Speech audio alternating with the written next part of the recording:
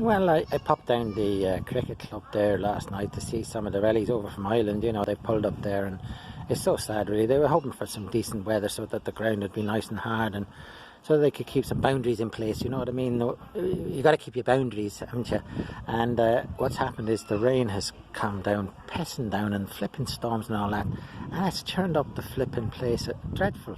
You know, I don't know whether they're going to be able to stay there now, because the kids are coming into the vans there, and with all mud on their feet and all that sort of stuff, and it wasn't going to be like that, you know. It was supposed to be a nice seaside break, but of course there's a lot of that flipping council taxpayers privilege down there. You know, they couldn't get on that free bit of land. All them people that like local people, you know, they got all access to all that bit of land there, you know, and the travellers, they just can't use it, you know, really for their needs. So the council taxpayer privilege and oppression of travelling people, you know, they can't get on there. So places like that get locked up.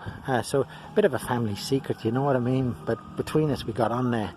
But as long as we keep it a family secret as to who it was bolt cropped the lock off, you know what I mean, then we don't get any trouble at all.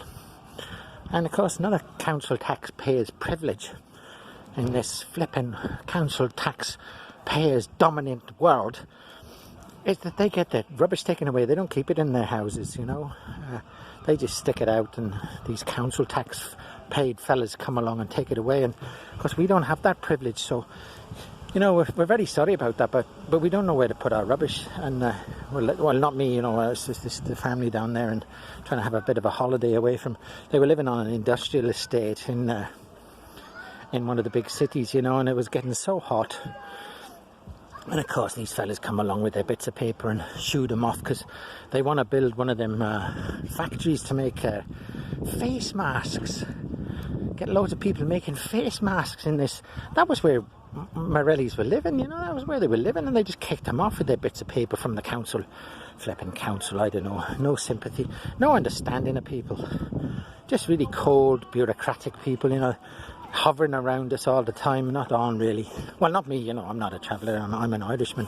Well, sort of a quarter of me's Irish, you know, and a quarter is me Scottish, and a bit of me's English, and got some Welsh, but I love the Welsh bit of me.